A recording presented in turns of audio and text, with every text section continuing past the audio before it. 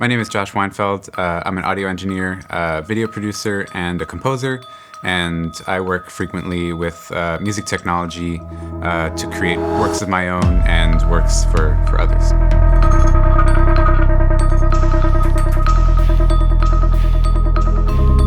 So stereo imaging is kind of a simple but yet complex facet of music production because it involves anything from placing instruments and sounds in certain areas of the stereo field to creating complex textures and immersive experiences within the confines of stereo.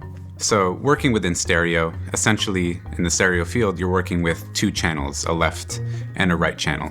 So I kind of take two different approaches when working with the stereo field in my own productions. One of them is kind of the more realistic approach, and so a lot of the work that I do is with acoustic recording, and in that way I take a more realistic approach to placing different instruments in the stereo field, and that usually involves using panning. So I'll take, say, an ensemble, and if you look at them from an audience perspective, you can place different elements using panning in a certain place within the stereo field. So you can have a mallet instrument kind of on the left side of the mix. You can have hi-hats kind of on the right side of the mix. You can have a piano take up a wide portion of the stereo field using a full left and a right.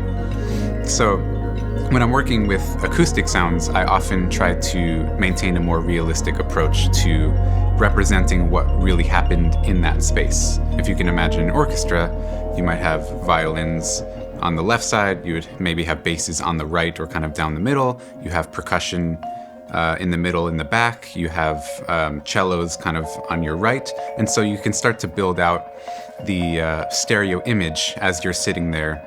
And that's what I do as I'm sitting there mixing or working with recording.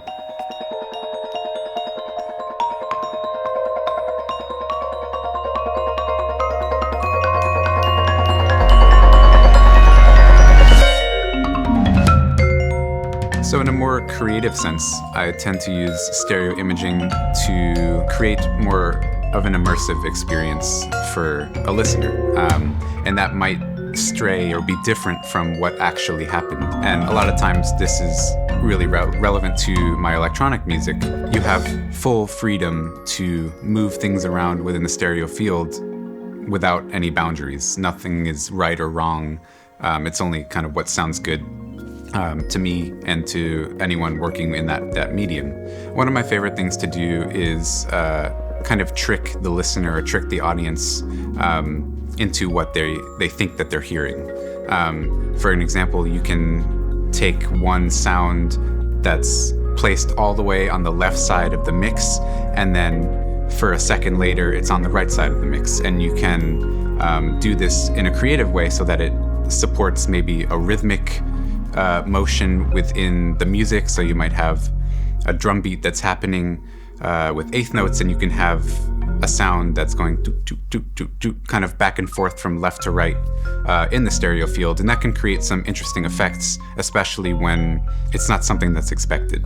There are multiple dimensions that I think about when working with the stereo field. You have left to right, lateral movement, and then you have front to back, more depth.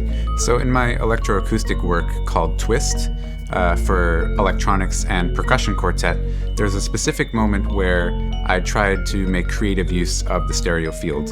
And that's where there's a duet between the two vibraphones in the front of the ensemble, and I specifically pan them kind of hard left and hard right, and they play very short notes back and forth. And it's one thing to just hear there's a rhythm, but I use the stereo field to kind of enhance that feeling of back and forth. So when you're listening on a set of stereo speakers or headphones, you kind of hear this bouncing from left to right.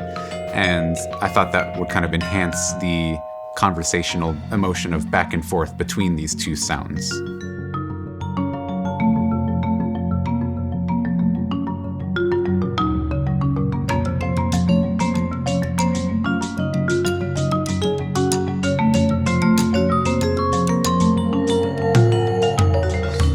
So in another track of mine that I worked on with my production duo partner, I use a lot of early reflections, so that's like what comes before reverb, to create a front-to-back depth and contrast in the mix. So there's a moment where there's a drum fill that feels really kind of far away in like a small boxy room, and that's because there's a lot of earlier reflections. It feels like you're in kind of like a bathroom in a way, and then all of a sudden it cuts directly to a very dry and close feeling version of that same material, so you kind of have this like jolting creative movement that's like far and then close to you, so it kind of hits you like an impact.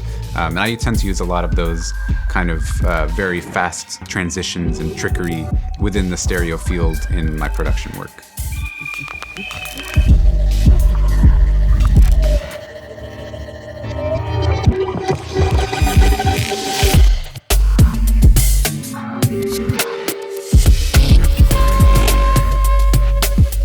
So when I'm actually sound designing in my production work, a lot of times I actually like to start with a sound in mono.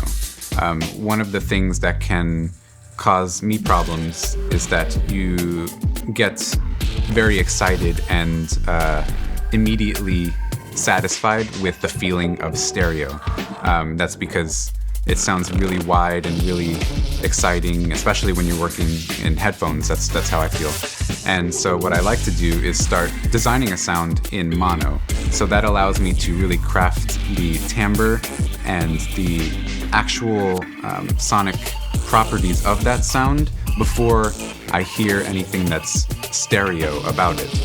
So you can find my production and music work on my company website, which is Continuous Motion Productions, and I'm also part of a music production duo project called VXRIABLE.